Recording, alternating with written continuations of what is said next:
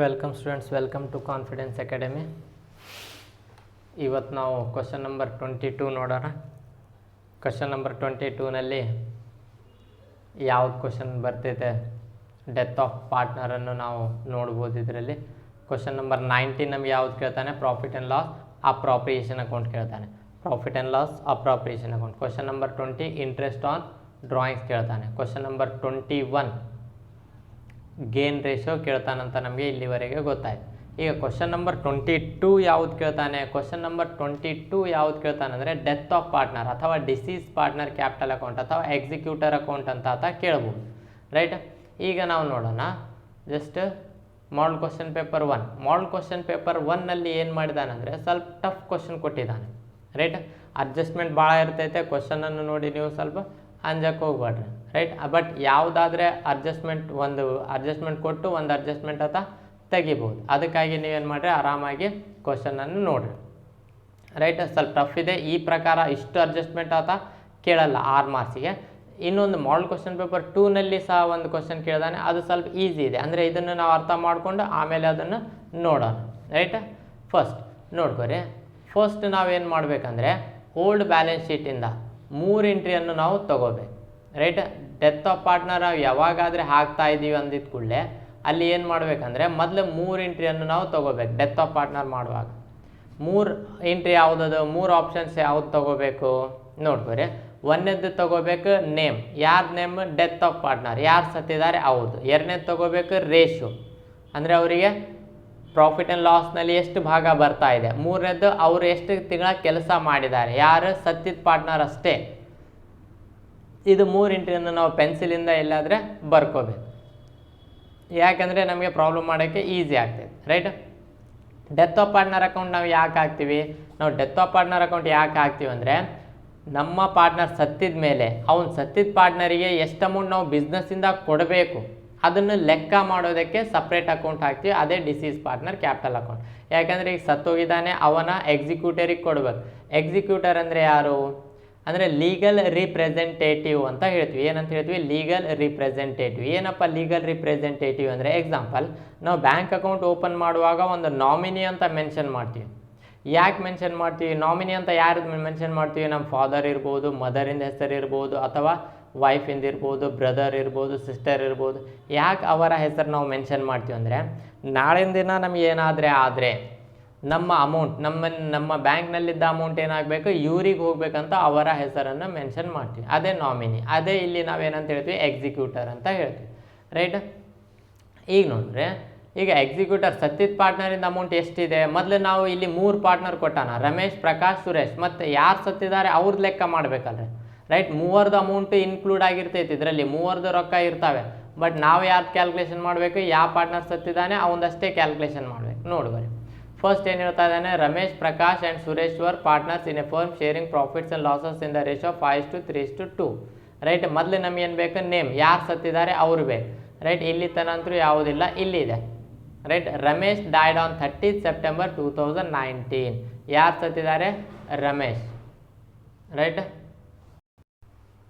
Okay, ಯಾರು ಸತ್ತಿದ್ದಾನೆ ಅಂತ ಗೊತ್ತಾಯ್ತು ನಮಗೆ, ರಮೇಶ್ ಸತ್ತಿದ್ದಾನೆ. ರೈಟ್, ರಮೇಶ್ ಯಾವಾಗ ಸತ್ತಿದ್ದಾನೆ, ರಮೇಶ್ ಸತ್ತಿದ್ದ ಡೇಟ್ ನೋಡ್ರಿ, 30th September 2019. ಸೆಪ್ಟೆಂಬರ್ ಎಷ್ಟನೇ ತಿಂಗಳ, 9ನೇ ತಿಂಗಳ. ಅಂದರೆ 4ನೇ ತಿಂಗಳ, ಮತ್ತು 5, 6, 7, 8, 9. ರೈಟ್, ಅಂದರೆ 9ನೇ ತಿಂಗಳ ತನಕ ಅವನು ಕೆಲಸ ಮಾಡಿದ್ದಾನೆ. 9ನೇ ತಿಂಗಳ ತನಕ ಕೆಲಸ ಮಾಡಿದ್ದಾನೆ ಅಂದರೆ ಎಷ್ಟು ತಿಂಗಳ ಕೆಲಸ ಮಾಡಿದ್ದಾನೆ. ರೈಟ್, 1, 2, 3, 4, 5, 6 ಅಂದರೆ 6 ತಿಂಗಳ ತನಕ ಕೆಲಸ ಮಾಡಿದ್ದಾನೆ. ಅಂದರೆ ಇಲ್ಲಿ ನಮಗೆ 6 ಮಂತ್ಸ್ ಅಂತ ಗೊತ್ತಾಯಿತು. 6 ಮಂತ್ಸ್ ಮೊದಲು ನಾವೇನು ಮಾಡಬೇಕು, ರೇಷಿಯೋಸ್ ತೊಗೋಬೇಕು. ರೇಷಿಯೋ ಅಂದರೆ ಅವನ ರೇಷಿಯೋ ಎಷ್ಟಿದೆ, 5:3:2 ಇದೆ. ರೈಟ್, ಅಂದರೆ 5 ಯಾರ್ದು, ರಮೇಶಿಂದು 5, ಪ್ರಕಾಶಿಂದು 3, ರೈಟ್, ಸುರೇಶಿಂದು 2 ಅಂತ ನಮಗೆ ಗೊತ್ತಾಯಿತು. ಅಂದರೆ ರಮೇಶಿಂದು ಎಷ್ಟಿದೆ, 5/5 ಟೋಟಲ್ ಕೂಡಿಸ್ರಿ 10, ಅಂದರೆ 5/10 ಅಂತ ಗೊತ್ತಾಯ್ತು. ಮೊದಲು ಸತ್ತಿದ್ಯಾರು, ರಮೇಶ್. ನೆಕ್ಸ್ಟ್ ರೇಷಿಯೋ ಯಾವುದು, 5/10. ಅವನದು ಮಂತ್ 6 ಮಂತ್ಸ್, ಅಂದರೆ 6 ತಿಂಗಳ ಕೆಲಸ ಮಾಡಿದಾನಂತ ನಮಗೆ ಗೊತ್ತಾಯ್ತು. ಕ್ಲಿಯರ್ ಆಯ್ತು ರೀ. ಈ 3 ಎಂಟ್ರಿ ಮೊದಲು ನಾವೇನು ಮಾಡಬೇಕು, ಪ್ರಾಬ್ಲಮಿಂದ ತಗೋಬೇಕು. ತಗೊಂಡಿದ ಮೇಲೆ ಇದರ ಪ್ರಕಾರ ನಾವು ಪ್ರಾಬ್ಲಮನ್ನು ಮಾಡಬೇಕು. ನೋಡ್ಕೊರಿ, ಫಸ್ಟ್ ಫಾರ್ಮೆಟ್ ಹಾಕೋರಿ. ಫಾರ್ಮೆಟ್ ಏನಿದೆ ಜಸ್ಟ್ ಈ ಥರ ಫಾರ್ಮೆಟ್ ಬರ್ತೈತೆ. ಮೊದಲೇ ಹೆಡ್ಡಿಂಗ್ ತಗೋರಿ. ಹೆಡ್ಡಿಂಗ್ ಏನಿದೆ this is partner capital account. Deceased partner ಯಾರಿದ್ದಾರೆ? Deceased partner. ಡಿಸೀಸ್ ಅಂದರೆ ಯಾರು ಸತ್ತಿದ್ದಾರೆ? ರಮೇಶ್. ಬೇಕಿದ್ರೆ ಇಲ್ಲಿ ಬ್ರ್ಯಾಕೆಟ್ನಲ್ಲಿ ನೀವು ಬರಿಬೋದು ಏನಂತ, ರಮೇಶ್ ಕ್ಯಾಪಿಟಲ್ ಅಕೌಂಟ್ ಅಂತ ಇಲ್ಲಿ ಬರಿಬೋದು. ರೈಟ್. ಈ ಕಡೆ ಡೆಬಿಟ್ ತಗೋರಿ, ಈ ಕಡೆ ಕ್ರೆಡಿಟ್ ಅಂತ ತಗೋರಿ. Debit credit. ಇಲ್ಲಿ ಏನು ಬರ್ತೈತೆ? Particulars amount, particulars amount. Right. ಇದು ಫಾರ್ಮೆಟ್ ಆಯಿತು. ಈಗ ಫಾರ್ಮೆಟ್ ಆಗಿದ್ದ ಕೂಡಲೇ ಈಗ ಸತ್ತಿದ ಪಾರ್ಟ್ನರಿಗೆ ಓಲ್ಡ್ ಬ್ಯಾಲೆನ್ಸ್ ಶೀಟಿಂದ 3 ಎಂಟ್ರಿ ಕ್ರೆಡಿಟ್ ಸೈಡ್ ತೊಗೋಬೇಕು. ಓಲ್ಡ್ ಬ್ಯಾಲೆನ್ಸ್ ಶೀಟ್ನಲ್ಲಿ 3 ಎಂಟ್ರಿ ಕೊಡ್ತಾನೆ. 3 ಎಂಟ್ರಿಗಿಂತ ಜಾಸ್ತಿ ಕೊಡಲ್ಲ. ಕೊಟ್ಟರೆ 3 ಕೊಡ್ಬೋದು, ಅಥವಾ 2 ಕೊಡ್ಬೋದು, ಅಥವಾ 1 ಕೊಡ್ಬೋದು. ಬಟ್ ಮ್ಯಾಕ್ಸಿಮಮ್ 3 ಕೊಡ್ತಾನೆ. ಒಂದೇದು ಯಾವುದು? ಕ್ಯಾಪಿಟಲ್ ತೊಗೋಬೇಕು. ಈಗ ರಮೇಶ್ ಸತ್ತೋಗಿದ್ದಾನೆ ಅಂದರೆ ಅವ್ನು ಹಾಕಿದ್ದ ಬಂಡವಾಳ ಅವನಿಗೆ ವಾಪಸ್ ಕೊಡಬೇಕಾ? ಅವನಿಗಿಲ್ಲ ಅಂದರೆ ಅವನ ಎಕ್ಸಿಕ್ಯೂಟರಿಗೆ ವಾಪಸ್ ಕೊಡ್ಬೇಕು. ಯಾಕೆಂದರೆ ಈಗ ಆತ ಇಲ್ಲ. ರೈಟ್. ಅಂದರೆ ಎಷ್ಟೈತೆ ಅವನಿಗೆ ಬಂಡವಾಳ? 30,000. 30,000 ತೊಗೋರಿ. ಏನಂತ ತೊಗೋಬೇಕು? Balance brought down. ಅಂದರೆ ಅವನ ಬಂಡವಾಳ 30,000 ರೂಪಾಯಿ ಇದೆ, 30,000 ರೂಪಾಯಿ ಕೊಡಬೇಕು. ರೈಟ್. ಮತ್ತೇನು ಕೊಡಬೇಕು? Reserve fund. ರಿಸರ್ವ್ ಫಂಡ್ ಅಂದ್ರೇನು? ಲಾಭದ ಭಾಗದಲ್ಲಿ ಅಂದರೆ ಸ್ವಲ್ಪ ಅಮೌಂಟ್ ಏನು ಮಾಡ್ತಾರೆ ಪಾರ್ಟ್ನರ್ಸ್ ತೆಗೆದಿಟ್ಟಿರ್ತಾರೆ. ಯಾಕೆ ತೆಗೆದಿಟ್ಟಿರ್ತಾರೆ? ಮುಂದಿನ ದಿನಗಳಲ್ಲಿ ಏನಾದರೂ ನಷ್ಟ ಆದರೆ ಉಪಯೋಗ ಮಾಡೋಣ ಅಂತ ಸ್ವಲ್ಪ ತೆಗೆದಿಟ್ಟಿರ್ತಾರೆ. ರೈಟ್. ಈಗ ತೆಗೆದಿಟ್ಟಿದ್ದಾರೆ ಅಂದರೆ ಯಾರು ಗಳಿಸಿದ್ದ ಪ್ರಾಫಿಟ್? ಅದು ಓಲ್ಡ್ ಪಾರ್ಟ್ನರ್ಸ್ ಗಳಿಸಿದ್ದು. ಅಂದರೆ ಎಲ್ಲ ಪಾರ್ಟ್ನರ್ಸ್ ಗಳಿಸಿದ್ದು. ಅದರಲ್ಲಿ ರಮೇಶಿಂದನೂ ಲಾಭ ಇದೆ. ಈಗ ಆತ ಸತ್ತೋಗಿದ್ದಾನೆ ಅಂದರೆ ಅವನದು ಅಮೌಂಟ್ ಸಹ ಕೊಡಬೇಕು. ಅಂದರೆ ಎಷ್ಟಿದೆ ರೀ? ರಿಸರ್ವ್ ಫಂಡ್ 6,000 ಇದೆ. 6,000 ಅಂದರೆ ಎಲ್ಲ ಅವನದೇ ಅಲ್ಲ, ಎಲ್ಲ ಯಾರ್ದಿದೆ? ಅದು 6,000 ಮೂವರ್ದಿದೆ. ಈಗ ರಮೇಶಿಂದ ಎಷ್ಟು? ರೇಷಿಯೋ ಪ್ರಕಾರ ಕೊಡಬೇಕು. ಇಲ್ಲಿ ತಗೋರಿ ರಿಸರ್ವ್ ಫಂಡ್.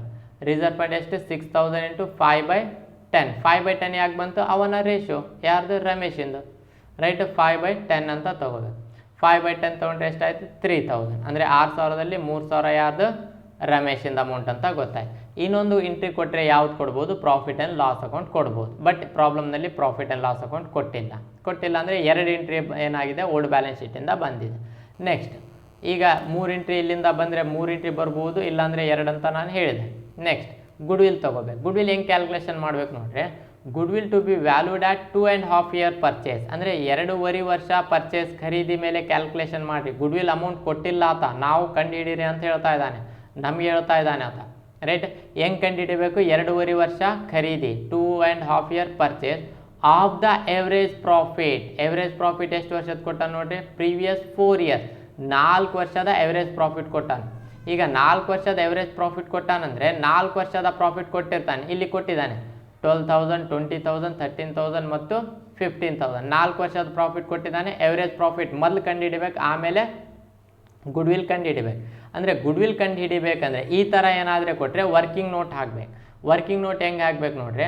ವರ್ಕಿಂಗ್ ನೋಟ್ ಹಾಕುವಾಗ ಏನು ಕ್ಯಾಲ್ಕುಲೇಷನ್ ಮಾಡಾಕತ್ತೀವಿ? Calculation of share of goodwill. Share of goodwill ನಾವು ಕ್ಯಾಲ್ಕುಲೇಷನ್ ಮಾಡುವಾಗ 3 ಸ್ಟೆಪ್ನಲ್ಲಿ ಕ್ಯಾಲ್ಕುಲೇಷನ್ ಮಾಡ್ತೀವಿ.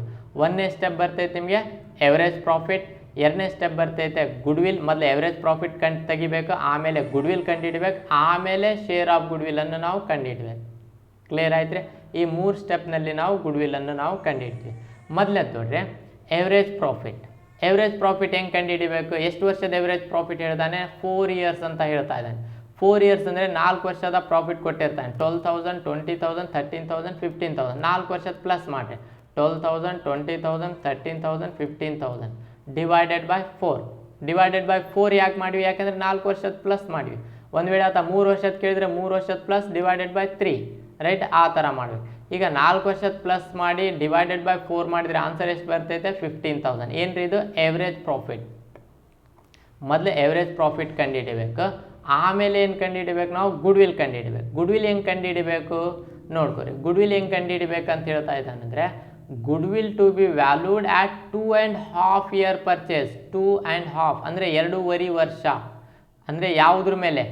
Of the average profit. Average profit ಮೇಲೆ 2.5 ವರ್ಷ. ಅಂದರೆ ನಾವು ಏನು ಮಾಡಿವಿ? ಎವರೇಜ್ ಪ್ರಾಫಿಟ್ ತೆಗೆದಿವಿ 15,000. ಈಗ ಇದ್ರ ಮೇಲೆ 2.5 ವರ್ಷ ನೀವು ತೆಗೆದುಬಿಟ್ರೆ ಅದು ಏನಾಗ್ತೈತೆ? ಗುಡ್ವಿಲ್ ಬರ್ತೈತೆ. ಹೆಂಗೆ ನೋಡ್ರಿ? ಅಂದರೆ 15,000 ಇಂಟು 2.5. ರೈಟ್. 2.5 ನಾವು ಕ್ಯಾಲ್ಕುಲೇಷನ್ ಮಾಡಿದ ಕೂಡಲೇ ಏನಾಗ್ತೈತೆ? ಗುಡ್ವಿಲ್ ಬರ್ತೈತೆ. ಗುಡ್ವಿಲ್ ಎಷ್ಟು ಬಂತು? 37,500. ಇದು ಯಾರ್ದು ಗುಡ್ವಿಲ್? ಎಲ್ಲರದ್ದು ಗುಡ್ವಿಲ್, ಎಲ್ಲ ಪಾರ್ಟ್ನರ್ಸಿನ ಗುಡ್ವಿಲ್. ಬಟ್ ರಮೇಶಿನ ಗುಡ್ವಿಲ್ ಎಷ್ಟು? ರೇಷಿಯೋ ಪ್ರಕಾರ ಕ್ಯಾಲ್ಕುಲೇಷನ್ ಮಾಡಬೇಕು. ರೈಟ್. ಈಗ ಎಲ್ಲರದ್ದು ಗುಡ್ವಿಲ್ ಬಂದಿದ ಮೇಲೆ 37,500 ಎಲ್ಲರದ್ದು ಗುಡ್ವಿಲ್ ಇದ್ದರೆ ರಮೇಶಿಂದ ರೇಷಿಯೋ 5/10. ಅವನದು ಎಷ್ಟು? 18,750. ಅವನದು ಎಷ್ಟೇ 18,750 ಆಯಿತು. ನೆಕ್ಸ್ಟ್ ಈಗ 18,750 ಕೊಡಬೇಕು. ಯಾರಿಗೆ ಕೊಡಬೇಕು? ರಮೇಶಿಗೆ ಕೊಡಬೇಕು. ಬಟ್ ಇಲ್ಲಿ ಒಂದು ಎಕ್ಸ್ಟ್ರಾ ವರ್ಡ್ ಆ್ಯಡ್ ಮಾಡಿದ್ದಾನೆ, ಆ್ಯಸ್ ಪರ್ ಅಕೌಂಟಿಂಗ್ ಸ್ಟ್ಯಾಂಡರ್ಡ್ 26 ಅಂತ ಹೇಳ್ತಾ ಇದ್ದಾನೆ. ಈಗ ಆ್ಯಸ್ ಪರ್ ಅಕೌಂಟಿಂಗ್ ಸ್ಟ್ಯಾಂಡರ್ಡ್ 26 ಅಂತ ಹೇಳಿದ ಕೂಡಲೇ ಅದನ್ನು ಹೆಂಗೆ ಕೊಡಬೇಕು ನೋಡ್ಕೋರಿ. ಆ್ಯಸ್ ಪರ್ ಅಕೌಂಟಿಂಗ್ ಸ್ಟ್ಯಾಂಡರ್ಡ್ 26 ಏನು ಹೇಳ್ತಾ ಇದ್ದಾನೆ ಅಂದರೆ, ಈಗ 18,750 ಕೊಡಬೇಕಂದ್ರೆ ಯಾರು ಕೊಡಬೇಕು? ಪಾರ್ಟ್ನರ್ಸ್ ಕೊಡಬೇಕು. ಉಳಿದಂಥ ಪಾರ್ಟ್ನರ್ಸ್ ಯಾರು? ಪ್ರಕಾಶ್ ಮತ್ತು ಸುರೇಶ್ ಕೊಡಬೇಕು. ಈಗ ಯಾರ್ಯಾರು ಎಷ್ಟೆಷ್ಟು ಕೊಡಬೇಕು? ಪ್ರಕಾಶ್ ಎಷ್ಟು ಕೊಡಬೇಕು ನೋಡೋಣ. ಪ್ರಕಾಶ್ ಎಷ್ಟು ಕೊಡಬೇಕ್ರಿ? ಅವನ ರೇಷೋ ಪ್ರಕಾರ ಕೊಡಬೇಕು. ಒಟ್ಟು ಅಮೌಂಟ್ ಎಷ್ಟು ಕೊಡಬೇಕು? ಇಬ್ಬರು ಕೂಡಿ 18,750 ರೂಪಾಯಿ ಕೊಡಬೇಕು ರಮೇಶಿಗೆ. ರೈಟ್, ಹೆಂಗೆ ಕೊಡ್ಬೇಕು ನೋಡ್ಕೊರೆ. ಟೋಟಲ್ 18,750ನಲ್ಲಿ 3/5. ಏನಿದು 3/5 ಎಲ್ಲಿಂದ ಬಂತು? ಅವನದು ರೇಷೋ. ಯಾವ್ದು ರೇಷೋ? ಪ್ರಕಾಶಿಂದು. ರಮೇಶಿಂದು 5, ಪ್ರಕಾಶಿಂದು 3. ನೀವು ಹೇಳ್ಬೋದು ಸರ್ 3/10 ಆಗ್ತೈತಲ್ಲ. 3/10 ಯಾಕೆಂದರೆ ಇಬ್ಬರೇ ಕೊಡಬೇಕಲ್ಲ, ಪ್ರಕಾಶ್ ಮತ್ತು ಸುರೇಶ್ ಇಬ್ಬರು ಕೊಡ್ಬೇಕು. ಅಂದರೆ ಇಬ್ಬರದ್ದು ರೇಷೋ ಅಷ್ಟೇ ತೊಗೋಬೇಕು ನೀವು. 3:2 ಅಂದರೆ 3/5 2/5. ಯಾರ್ದು? ರಮೇಶಿಂದು ತೊಗೋಬಾರ್ದು. ಕ್ಲಿಯರ್ ಆಯ್ತು ರೀ. ಈಗ ಪ್ರಕಾಶಿಂದ ಅಂದರೆ 18,750ನಲ್ಲಿ ಪ್ರಕಾಶ್ ಎಷ್ಟು ಕೊಡಬೇಕು? 11,250 ಕೊಡಬೇಕು. ನೆಕ್ಸ್ಟ್ ಮತ್ತೆ ಯಾರು ಕೊಡಬೇಕು? ಸುರೇಶ್. ಸುರೇಶ್ ಎಷ್ಟು ಕೊಡಬೇಕು? 18,750ನಲ್ಲಿ 2/5 ಅಂದರೆ 7,500. ಯಾರು ಕೊಡಬೇಕು? ಸುರೇಶ್ ಕೊಡಬೇಕು. ಕ್ಲಿಯರ್ ಆಯ್ತು ರೀ. ಅಂದರೆ ಇವ್ರು ಇಬ್ಬರದ್ದು ಕ್ಯಾಪಿಟಲ್ ಅಕೌಂಟ್ ಇಲ್ಲಿ ಬರ್ತದೆ. ಮೊದಲು ನಾವೇನು ಮಾಡ್ತಿದ್ವಿ? ಗುಡ್ವಿಲ್ ಅಂತ ತೊಗೊಂಡು 18,750 ತೊಗೊಂಡ್ಬಿಡ್ತಿದ್ವಿ. ಬಟ್ ಈಗೇನು ಮಾಡ್ಬೇಕು? 18,750 ಹೆಂಗೆ ತೊಗೋಬೇಕಂದ್ರೆ ಇಬ್ಬರದ್ದು ಅಕೌಂಟ್ ಪ್ರಕಾರ ತೊಗೋಬೇಕು. ಯಾರ್ಯಾರ್ದು? ಒಂದನೇದ್ದು ಪ್ರಕಾಶ್ ಕ್ಯಾಪಿಟಲ್ ಅಕೌಂಟು, ಇನ್ನೊಂದು ಸುರೇಶ್ ಕ್ಯಾಪಿಟಲ್ ಅಕೌಂಟ್. ಪ್ರಕಾಶಿಂದ 11,250, ಸುರೇಶಿಂದ 7,500. ಕ್ಲಿಯರ್ ಆಯ್ತು ರೀ. ರೈಟ್, ಇದು ಹೆಂಗೆ ಬಂತು ಅಂದರೆ ನಾವು ಅಲ್ಲಿ ಬರಿಬೇಕು ಸಿ ವರ್ಕಿಂಗ್ ನೋಟ್ 1 ಅಂದರೆ ವರ್ಕಿಂಗ್ ನೋಟ್ 1 ಪ್ರಕಾರ ಇಬ್ಬರದ್ದು ಅಮೌಂಟ್ ಬಂದೈತೆ ಅಂತ ನಾವು ಹೇಳ್ಬೋದು. ಕ್ಲಿಯರ್ ಆಯ್ತು ರೀ. ರೈಟ್, ಈಗ ಇದು ಗುಡ್ ವಿಲ್ಲಿಂದ ನಮಗೆ ಕ್ಲಿಯರ್ ಆಯ್ತು. Next, share in the profit from the date of last balance sheet till to the date of death to be calculated on the basis of last year profit. ಅಂದರೆ ಈಗ 6 ತಿಂಗಳ ಕೆಲಸ ಮಾಡಿದಾನಂದರೆ 6 ತಿಂಗಳ ಏನಾದರೂ ಏನು ಲಾಭ ಬಂದಿರ್ತೈತೆ, ಆ ಲಾಭನೂ ಕೊಡ್ರಿ ಅಂತ ಹೇಳ್ತಾ ಇದ್ದಾನೆ. ಈಗ 6 ತಿಂಗಳಲ್ಲಿ ನಾವು ಎಲ್ಲ ಲೆಕ್ಕ ಮಾಡೋಕ್ಕೆ ಬರಲ್ಲ. ಅದಕ್ಕಾಗಿ ನಾವೇನು ಮಾಡ್ತೀವಿ ಅಂದರೆ ಹಿಂದಿನ ವರ್ಷ ಎಷ್ಟು ಲಾಭ ಆಗಿದೆ ಅದೇ ಲಾಭ ಈ ವರ್ಷ ಆಗ್ತೈತೆ ಅಂತ ತಿಳ್ಕೊತೀವಿ. ಈ ವರ್ಷದ ಲಾಭ ನಮ್ಗೆ ಗೊತ್ತಿಲ್ಲ, ಯಾಕಂದರೆ ನಾವು 6 ತಿಂಗಳಕ್ಕೆ ಲೆಕ್ಕ ಮಾಡಲ್ಲ. 1 ವರ್ಷ ಆದಮೇಲೆ ಎಲ್ಲ ಲೆಕ್ಕ ಮಾಡ್ತೀವಿ. ಆದರೆ ಹಿಂದಿನ ವರ್ಷ ಎಷ್ಟು ಲಾಭ ಆಗಿದೆ ಅಷ್ಟೇ ಆಗ್ತೈತೆ ಅಂತ ನಾವು ತಿಳ್ಕೊತೀವಿ. ಈಗ ಹಿಂದಿನ ವರ್ಷ ಎಷ್ಟಾಗೈತೆ? 15,000 ಆಗಿದೆ. ರೈಟ್, ಅಂದರೆ ಆತ ಪ್ರಾಫಿಟ್ ಏನು ಕೊಟ್ಟಿರ್ತಾನಲ್ರಿ ಅದ್ರ ಪ್ರಕಾರ ತೊಗೋದು. ಈಗ 15,000 1 ವರ್ಷಕ್ಕೆ ಆದರೆ ಆತ ಎಷ್ಟು ತಿಂಗಳ ಕೆಲಸ ಮಾಡಿದಾನೆ? 6 ತಿಂಗಳ. ಮತ್ತು ಅವನದು ಎಷ್ಟು ಅಂತ ಕ್ಯಾಲ್ಕುಲೇಷನ್ ಮಾಡ್ತೀವಿ. ನೋಡ್ತೀವಿ ಅಕ್ರೂಡ್ ಪ್ರಾಫಿಟ್ 15,000 ಇಂಟು 6/12 6/12 ಇಂಟು 5/10. ಏನು ರೀ ಇದು? 15,000 ಇಂಟು 6/12 ಇಂಟು 5/10. 5/10 ಏನು ರೀ ಇದು? ಅವನ ರೇಷೋ. 6/12 ಏನು ರೀ? 6 ತಿಂಗಳ ಕೆಲಸ ಮಾಡಿದ್ದಾನೆ. 15,000 1 ವರ್ಷಕ್ಕೆ ಆದರೆ 6 ತಿಂಗಳಕ್ಕೆ ಎಷ್ಟು ಮತ್ತು ಅವನದು ಎಷ್ಟು? ರೈಟ್, ಅಕ್ರೂಡ್ ಪ್ರಾಫಿಟ್ನಲ್ಲಿ ರೇಷೋ ಮತ್ತು ಮಂತ್ ಎರಡೂ ಆ್ಯಡ್ ಮಾಡಬೇಕು. 3,750 ಯಾರ್ದಿದು? ರಮೇಶಾಸ್ ಪ್ರಾಫಿಟ್. ರೈಟ್, ಈಗ ಪ್ರಾಫಿಟ್ನೂ ಕೊಟ್ವಿ. Interest on capital to be allowed 12%. Interest ಕೊಡ್ರಿ ಅಂತ ಹೇಳ್ತಾ ಇದ್ದಾನೆ. ಇಂಟ್ರೆಸ್ಟ್ ಆನ್ ಕ್ಯಾಪಿಟಲ್ ಎಷ್ಟು ಪರ್ಸೆಂಟ್? 12%. ಹೆಂಗೆ ಕೊಡ್ಬೇಕು? 30,000 ಇಂಟು 12/100 ಅಂದರೆ 12% ಕೊಟ್ಟಾನ ಪ್ರಾಬ್ಲಮ್ನಲ್ಲಿ. 12/100 ಇಂಟು 6/12 ಅಂದರೆ ಎಷ್ಟು ತಿಂಗಳದ್ದು ಇಂಟ್ರೆಸ್ಟ್ ಕೊಡ್ತೀವಿ? 6 ತಿಂಗಳದ್ದು ಇಂಟ್ರೆಸ್ಟ್ ಕೊಡಬೇಕು. ಯಾಕೆ 6 ತಿಂಗಳದ್ದು ಕೊಡಬೇಕು? ಯಾಕಂದರೆ 6 ತಿಂಗಳು ಆತ ಕೆಲಸ ಮಾಡಿದ್ದು.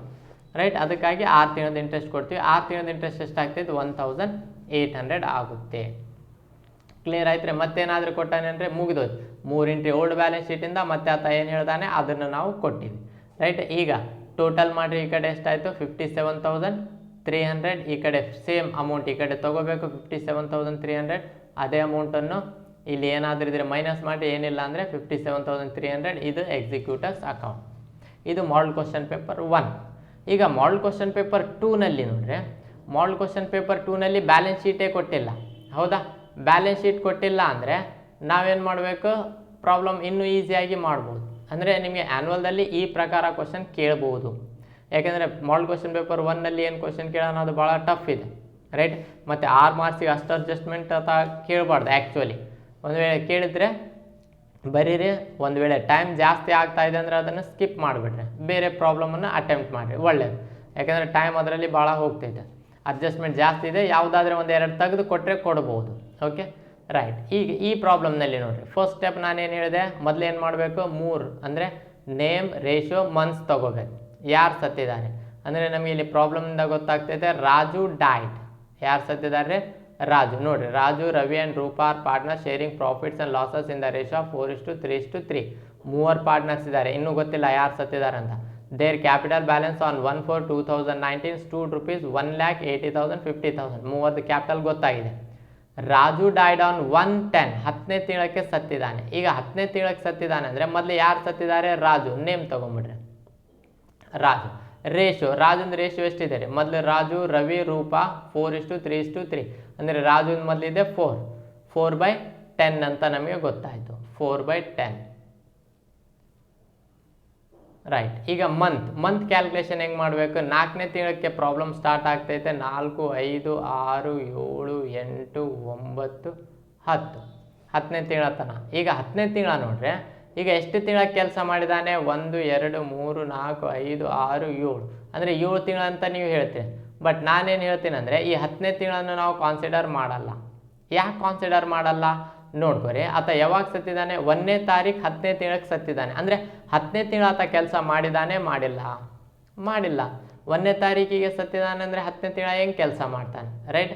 ಅದಕ್ಕಾಗಿ 10ನೇ ತಿಂಗಳ ಆತ ಕೆಲಸ ಮಾಡಿಲ್ಲ, ಅದನ್ನು ನಾವೇನು ಮಾಡ್ತೀವಿ, 10ನೇ ತಿಂಗಳ ತೊಗೊಳಲ್ಲ. ಅಂದರೆ ಎಷ್ಟು ತಿಂಗಳಾಯಿತು, 6 ತಿಂಗಳಾಯಿತು. ಕ್ಲಿಯರ್ ಆಯ್ತು ರೀ. 4ನೇ ತಿಂಗಳಿಂದ 10ನೇ ತಿಂಗಳ ತನಕ ಅಂದರೆ 10ನೇ ತಿಂಗಳ ಬಿಟ್ಟು ಅಂದರೆ 9ನೇ ತಿಂಗಳ ತನಕ ನಾವು ಕ್ಯಾಲ್ಕುಲೇಷನ್ ಮಾಡ್ತೀವಿ, ರೈಟ್. ಈಗ ಇದು 3 ಮೊದಲು ನಾವು ತೊಗೊಂಡಿದ್ದ ಕೂಡಲೇ ನೆಕ್ಸ್ಟ್ ನಾವೇನು ಮಾಡಬೇಕು, ಕ್ಯಾಲ್ಕುಲೇಷನ್ ಮಾಡಬೇಕು. ಏನು ಕ್ಯಾಲ್ಕುಲೇಷನ್ ಮಾಡಬೇಕು, ಫಾರ್ಮೆಟ್ ಹಾಕ್ಬೇಕು. ಫಾರ್ಮೆಟ್ ಹೆಂಗೆ ಹಾಕ್ತೀರಿ ನೋಡ್ರಿ, ರೈಟ್. ಅಂದರೆ ಡಿಸೀಸ್ ಪಾರ್ಟ್ನರ್ ಕ್ಯಾಪಿಟಲ್ ಅಕೌಂಟ್. ಈಗ ಡಿಸೀಸ್ ಪಾರ್ಟ್ನರ್ ಯಾರಿದ್ದಾರೆ ಬ್ರ್ಯಾಕೆಟ್ನಲ್ಲಿ ಬರಿಬೋದು, ಸೇಮ್ ಏನಂತ, ರಾಜೂಸ್ ಕ್ಯಾಪಿಟಲ್ ಅಕೌಂಟ್. ಈ ಕಡೆ ಡೆಬಿಟ್ ಬರ್ತೈತೆ, ಈ ಕಡೆ ಕ್ರೆಡಿಟ್ ಬರ್ತೈತೆ, ಡೆಬಿಟ್ ಕ್ರೆಡಿಟ್. ಇಲ್ಲಿ particulars amount particulars amount, particulars amount particulars amount, right.